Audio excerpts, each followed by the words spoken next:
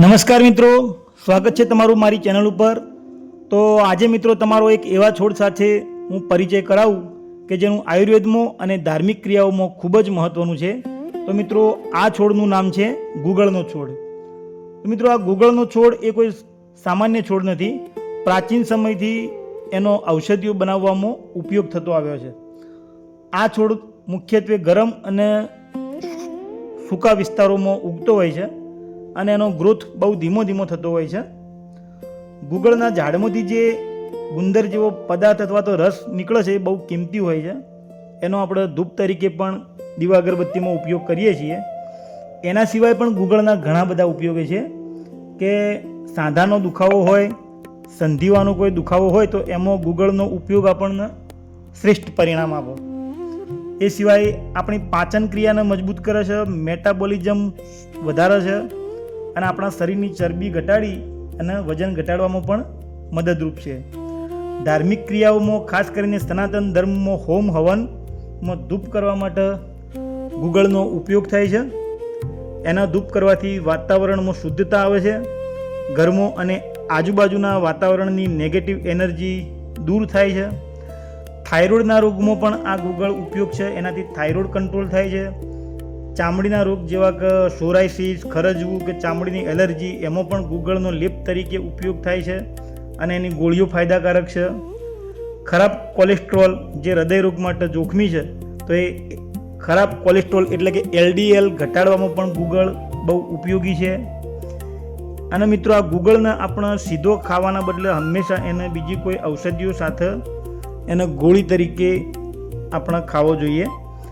અને એ સિવાય સનાતન સંસ્કૃતિમાં દરેક પૂજામાં સુગંધિત ધૂપ દીવો પ્રગટાવતી વખતે આપણે ગુગળનો ઉપયોગ કરીએ છીએ।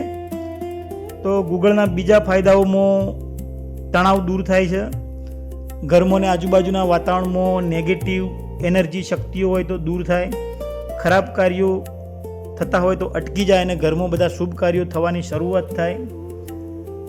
અને એના ધૂપની ગંધ જે હોય છે એ વાતાવરણમાંથી ખરાબ બેક્ટેરિયાનો નાશ કરે છે, એટલે વાયરસના કીટાણુઓનો નાશ કરવાથી રોગચાળો દૂર થાય છે। એટલે મિત્રો ગુગળ એ ધાર્મિક અને આયુર્વેદિક દ્રષ્ટિએ ખૂબ જ અગત્યનું છે।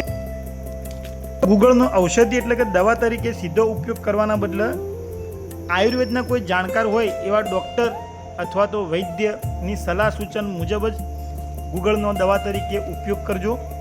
બાકી ધાર્મિક ક્રિયાની અંદર આનું ખૂબ મહત્ત્વ છે અને આનો ઉપયોગ આપણા ઘરમાં ધાર્મિક ક્રિયાઓ, પૂજાઓ, હવનના અંદર આપણે દરરોજ આપણે ગુગળનો ઉપયોગ કરીએ।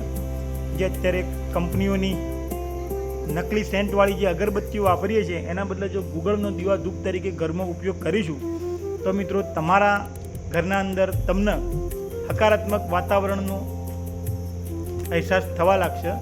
તો મિત્રો આપણા પૂર્વજો પણ ગુગળનો ઉપયોગ કરતા, તો મિત્રો આપણે હવેથી આપણા ઘરની અંદર ગુગળનો ઉપયોગ કરતા થઈએ પૂજા સામગ્રીના અંદર। અને આ ગુગળનો છોડ એ હવે લુપ્ત થવાના આરે છે, તો એનું રક્ષા કરીએ, એનું સંવર્ધન કરીએ અને ક્યાંય આપણા ઘરની આજુબાજુ બગીચામાં જગ્યા ખાલી હોય તો એક ગુગળનો છોડ આપણા ઘરે પણ આપણે લગાવીએ। જો મિત્રો મારો બ્લોગ તમને ગમ્યો હોય, મારા વિડીયોનો લાઈક કરજો, શેર કરજો, કોમેન્ટ કરજો અને મારી ચેનલને સબસ્ક્રાઈબ કરજો। ચાલો મિત્રો બધા આવજો, રામ રામ।